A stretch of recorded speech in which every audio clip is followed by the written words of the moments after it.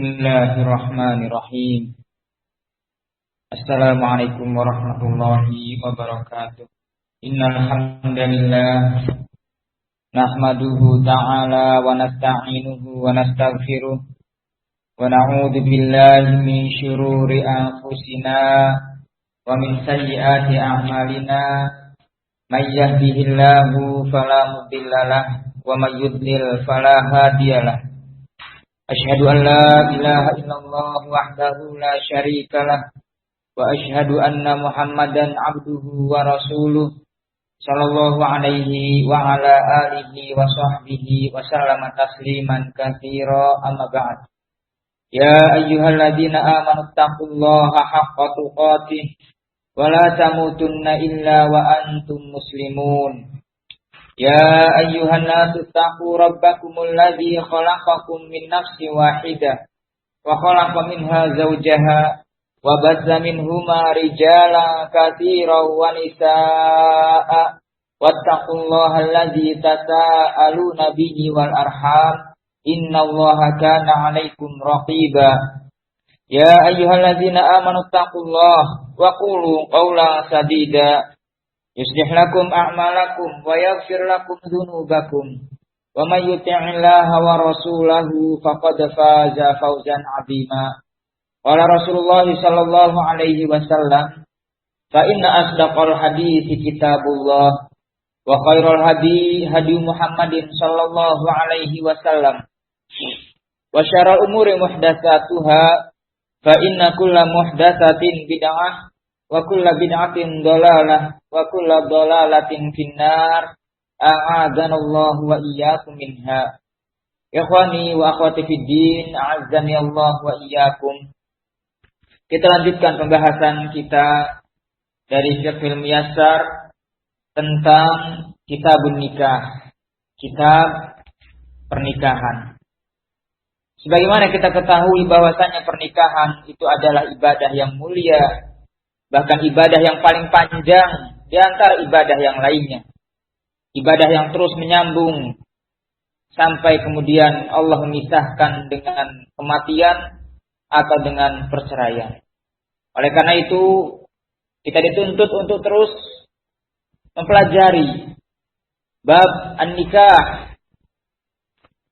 Baik itu syarat, rukun, proses, tentang masalah tolak dan lain sebagainya. Karena meskipun kita sudah menikah, nanti kita punya anak, kita pasti akan menikahkan putra-putri kita. Maka kita harus mengetahui ilmu yang berkaitan dengan pernikahan. Demikian tentang tolak. Naudzubillah, barangkali kita diuji di kemudian hari dengan suatu perselisihan yang berujung dengan tolak. Maka harus tahu tolak yang syar'i seperti apa, tolak yang masih bisa kembali seperti apa. Jangan sampai sudah mentalak 3 kali masih rujuk, hingga akhirnya teranggap sebagai perzinahan. Nah, ada yang terjadi, sudah 3 kali talak, masih dirujuk. Karena kejahilan mereka tentang ilmu, maka apa yang terjadi? Perzinahan. Karena orang, kalau sudah talak 3, sudah bain, harus diseling dengan suami yang kedua sampai terjadi persetubuhan, hubungan suami istri, dan dicerai dengan sukarela. Baru boleh nikah dengan suami yang pertama. Kalau sudah talak 3, bain sugro namanya. Namun karena kejahilan, sudah talak 3, rujuk lagi. Nah, maka jangan sampai ini terjadi. Jangan sampai ini terjadi pada diri-diri kita, sehingga penting bagi kita untuk terus mempelajari kitabun nikah. Nah, kita pun mempelajari di kitabun nikah mahram-mahram. Siapa saja yang tidak boleh, haram untuk dinikahi. Ya, haram untuk dinikahi. Itu semua ada dijelaskan di dalam kitab. Nah, adapun pembahasan malam hari ini tentang ta'aruf yang syar'i atau yang sesuai sunnah. Ini tidak ada di pembahasan kitab. Namun nampaknya perlu disampaikan karena akhir-akhir ini ada yang mengistilahkan ta'aruf. Ta'aruf ini istilah syar'i. Ta'aruf itu syar'i, istilah syar'i dari syariat. Tetapi ada yang mengatasnamakan ta'aruf, namun pada prosesnya justru bertentangan dengan syariat. Ya. Orang-orang yang baru hijrah, baru-baru mengenal sunnah, tapi tidak terbimbing, berinisiatif sendiri, tidak bertanya, jalan sendiri, hingga akhirnya ta'aruf ya dengan ta'aruf yang batil. Namanya saja ta'aruf. Pada prosesnya seperti pacaran. Makan bareng, jalan bareng, walaupun tidak megang-megang, tidak ngapa-ngapain, tapi ini penyalahgunaan makna ta'aruf, ya, supaya saling mengenal, jadi kita ngobrol bareng, jalan, makan bareng. Nah, barakallahu fiik. Baik, bagaimana proses ketika kita mau menikah? Diawali dengan ta'aruf. Ta'aruf itu maknanya saling mengenal, dari ta'arufa ya ta'arufu. Ada tambahan ta di awal dan alif setelah ain fi'il. Ta'aruf artinya saling. Sebagaimana ta'awun ada ta di awal dan alif setelah ain fi'il, maknanya saling tolong menolong. Ta'aruf saling mengenal, saling mengetahui. Bagaimana proses awalnya? Dengan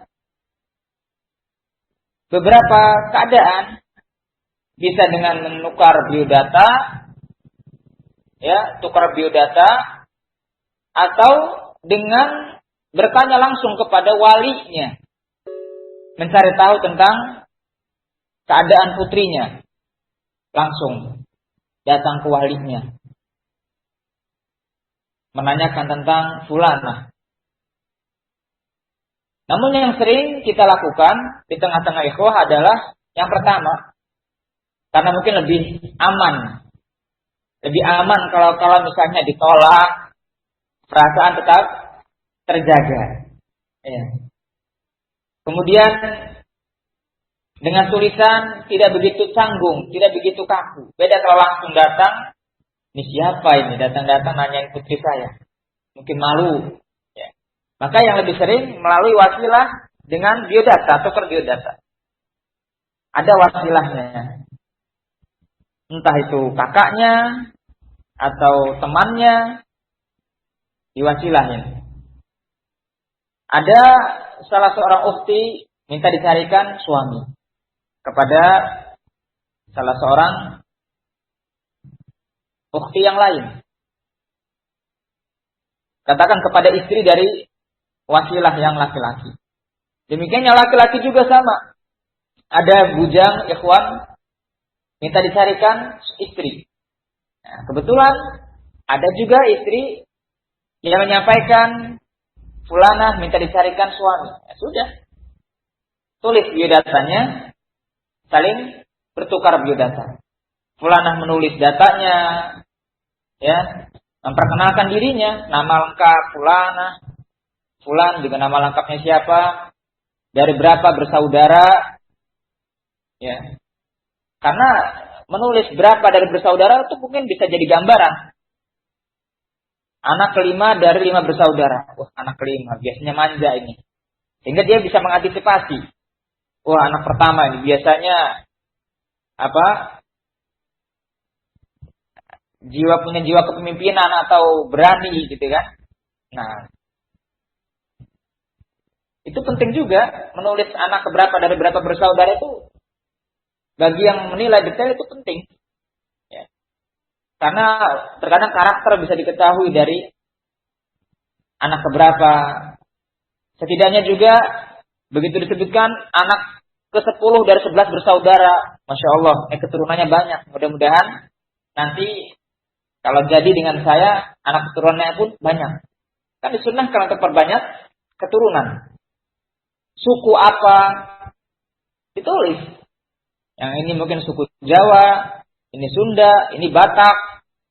Nah, orang Jawa kan kalam-kalam ya. Kemudian begitu orang suku Batak misalnya. Aduh. Orang Batak kan apa? Mungkin biasa saja, tidak marah, tapi karena lingkungannya, kalau bicara misalnya keras, tinggi intonasinya, ya. Aduh, kayaknya kalau saya jadi ini takut kurang cocok ini, nggak sekufu ini. Ya sudah, dari awal sudah sampaikan sudah jadi. Nah, kadang kita mencari yang sekufu juga perlu, ya, karena kadang orang yang lembut, istrinya keras misalnya, gak nyambung nantinya. Dalam rumah tangganya sering cekcok. Ya. Barakallahu fikum. Kemudian ciri fisik, tulis di situ bagaimana kulitnya, apakah putih, kuning langsat, atau coklat, atau hitam, tulis. Nah, untuk menggambarkan rambutnya panjang, apakah pendek, apakah lurus, apakah keriting, tidak mengapa ditulis. Untuk calon yang membacanya, oh iya ini kriteria saya nih. Sehingga kalau misalnya setelah membaca, ini bukan kriteria saya mencari yang rambutnya lurus, yang rambutnya keriting, dan mundur di awal. Daripada nanti menyesal, belum mengetahui kan gitu. Nah, hidung, bagaimana mata, punya penyakit bawaan tidak, itu juga bisa menjadi catatan untuk calon yang ingin bertaaruf kepadanya. Nah, pekerjaan, punya pekerjaan atau tidak. Jangan sampai kita ada anggapan ini kalau orang yang kenal sunnah nggak memperhatikan masalah nggak menanya. Kalau orang yang udah kenal sunnah nggak menanyakan penghasilan, nggak menanyakan pekerjaan. Coba posisikan kalau misalnya yang mau dilamar putri antum, ada kekhawatiran tidak? Manusiawi. Pekerjaannya apa? Penghasilannya berapa? Ya setelah mengetahui agamanya baik ya. Nah, jangan sampai anak kita nanti nggak dikasih makan. Bukankah Rasul pun mengatakan manis tato amikumul ba'ah, ya masyarakat syabab, wahai para pemuda, manis tato amikumul ba'ah, siapa yang diantara kalian yang sudah mampu ba'ah? Ba'ah di sini bisa mencari nafkah dan bisa melakukan hubungan. Ini sudah mempunyai syahwat. Falatazawwad, maka menikahlah. Berarti ba'ah di sini bisa memberikan nafkah. Maka sudah sewajarnya, jangan apa bertanya, kamu kerjanya apa? Bukan matre, ini manusiawi. Nah, karena ada yang setelah menikah, ternyata suaminya nggak mau bekerja, tidak ada pekerjaan, tidak mau bekerja, mengandalkan dari orang tuanya saja. Ya, akhirnya disia-siakan istrinya, nggak dibahagiakan karena ribut terus setiap hari karena di rumah terus.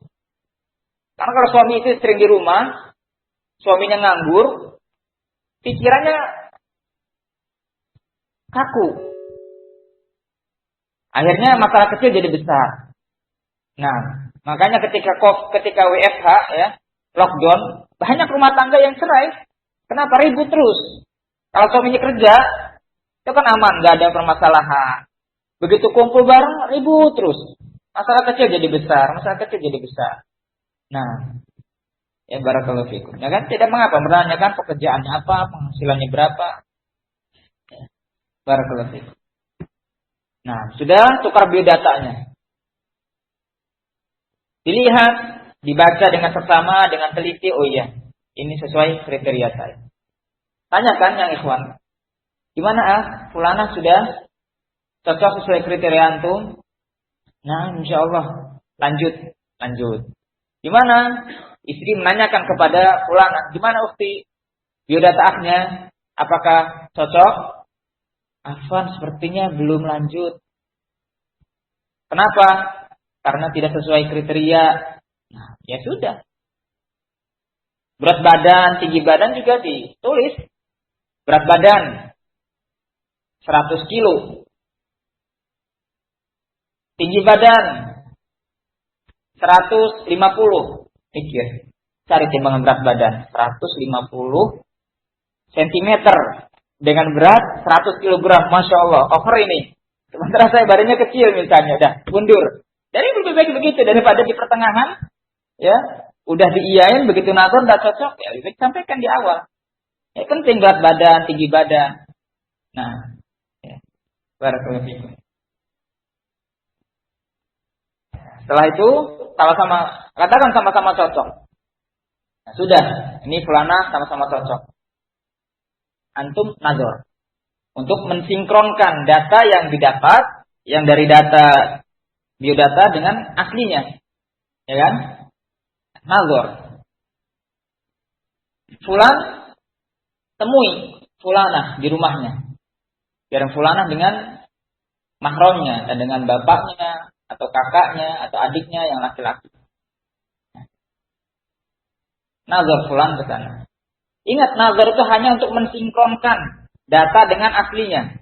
Klok di hati udah cocok, udah cocok, sudah cukup. Kata Syekh Utsaimin rahimahullah, nazar itu hanya sebatas untuk mengklopkan hati dengan fulana, dengan fulan. Kalau sudah cocok, cukup. Walaupun hanya 3 menit, 5 menit selesai.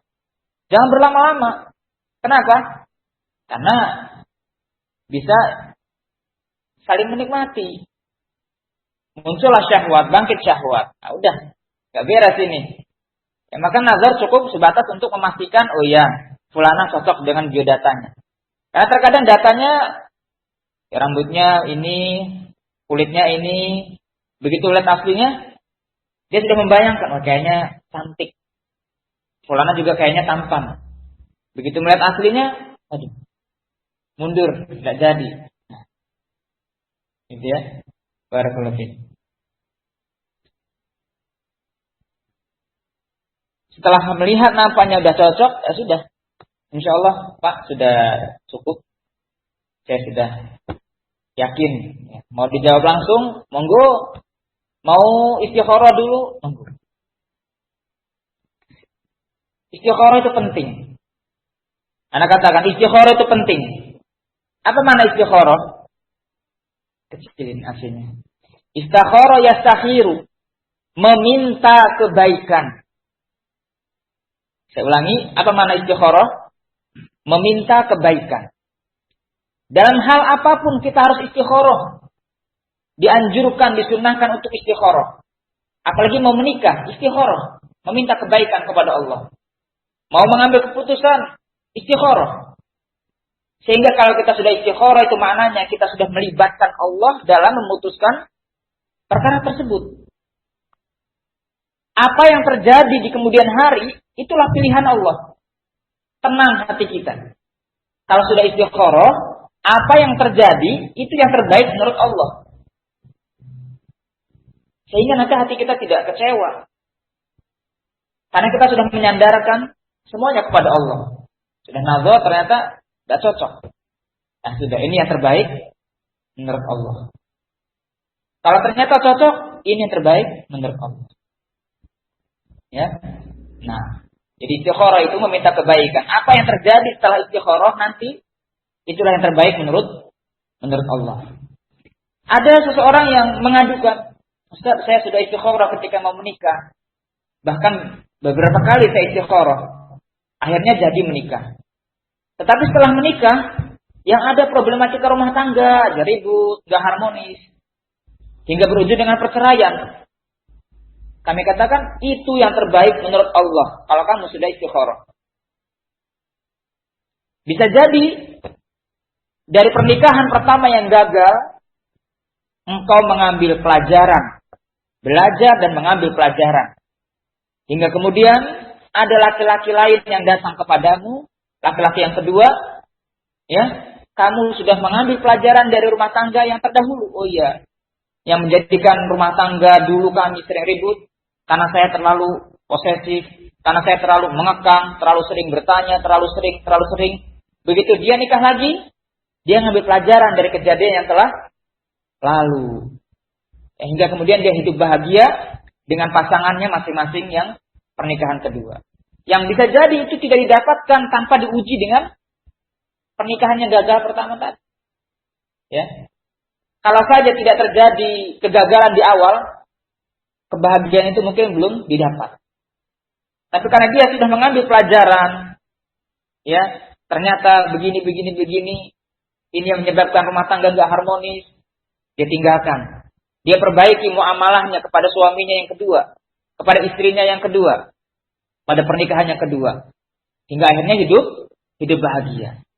Ya kata Syekh, bisa jadi kebahagiaan itu tidak dia dapatkan kalau belum diuji dengan kegagalan pertama. Baik, maka harus selalu husnudzon kepada Allah. Kalau sudah istikharah, apapun yang terjadi, itu yang terbaik menurut Allah. Meskipun setelah istikharah, kemudian terjadi, namun pada akhirnya keburukan demi keburukan, pasti ada kebaikan di balik itu semua. Kayak tadi, habis istikharah, dapat malah suaminya yang gak benar, akhirnya cerai. Ya kan, suatu yang jelek. Tapi kalau udah istikharah, itu yang terbaik menurut Allah. Jika kemudian Allah gantikan dengan jodoh yang kedua, dan dia mengambil pelajaran hingga kemudian hidup berbahagia dengan pasangan keduanya. Jadi paham ya? Maka istikharah penting. Istikharah penting. Apapun yang terjadi, kalau sudah istikharah itu maknanya kita sudah mengembalikan, menyandarkan, memasrahkan urusan kita kepada Allah.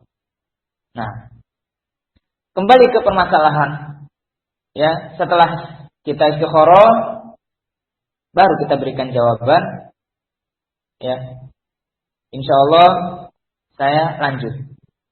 Demikian kata fulana juga, insya Allah lanjut. Berarti sudah cocok ketika nazar. Nah, boleh tidak nazar melalui video? Kata Syekh Abdullah Al-Bukhari, boleh kalau memang darurat. Apa daruratnya? Jarak yang terlalu jauh misalnya. Kalau dekat misal Cilegon Serang, setengah jam perjalanan, 1 jam perjalanan, datangin sebagai bentuk kesungguhan kita. Tapi kalau misalnya jaraknya berhari-hari, 2 hari, 3 hari, terlalu jauh ini. Boleh video call. Ya, lewat mahramnya dulu. Pak, ini saya fulan yang insya Allah mau bertaaruf dengan putri bapak. Oh ya, ini fulana anak saya sudah di samping saya. Lihat kan, sudah dia mungkin beberapa menit, 2 menit, dah cocok. Sudah Pak, insya Allah sudah cukup. Ya. Tapi kalau foto tidak boleh, karena kalau foto akan tersimpan, yang mungkin nanti bisa dia lihat lagi, akhirnya dia berfantasi dengan foto itu, membayang-bayangkan, kepikiran, dan lain sebagainya. Maka lewat video saja, asal amanah, jangan di screenshot.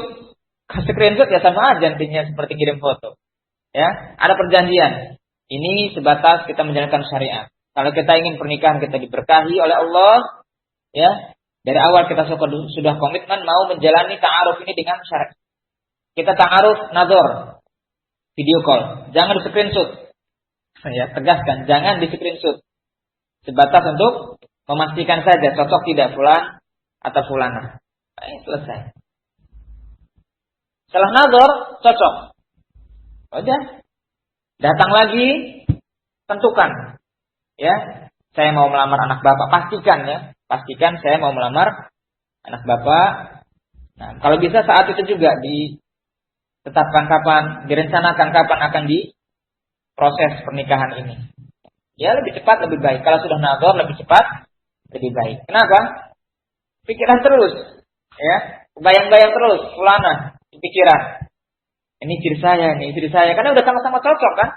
Jadi terbayang di pikiran di kepala, ini sudah istri saya. Ini istri saya bakal begini nih, ini bakal istri saya. Makanya harus segera dinikahkan. Ya, supaya tidak mengganggu pikirannya, konsentrasi ibadahnya. Karena kepikiran terus. Nah, segera dinikahkan. Proses ke KUA, ke kelurahan setempat untuk meminta surat izin nikah. Nah, barakallahu fiik. Demikian alhamdulillah. Insyaallah rumah tangga kita diberkahi Allah manakala dari awal kita sudah komitmen ibadah diawali dengan cara yang syar'i. Wallahu a'lam bisawab. Kemudian ketika pernikahan, ya, disunahkan untuk melakukan walimah. Walimah tujuannya agar orang lain mengetahui bahwa kita sudah menikah hingga hilanglah persangkaan buruk. Kalau nggak ada walimah, nggak ada info, tahu-tahu hanya menikah di bawah tangan atau nikah agama saja atau nikah KUA tapi tidak diwalimahi. Ya, mungkin ada orang yang nggak tahu, curiga, ya, suudzon, akhirnya berprasangka buruk atau menduga-duga. Kok fulan bawa perempuan ya? Karena kita tahunya dia masih bujang misalnya. Kok bawa perempuan? Oh ternyata sudah menikah. Ya. Kenapa? Karena tidak diinfokan, tidak diwalimahkan, tidak diiklankan. Akhirnya orang lain mengira dia bawa perempuan, padahal istrinya. Ya. Nah, barakallahu fiik. Wallahu a'lam bishawab. Banget ini.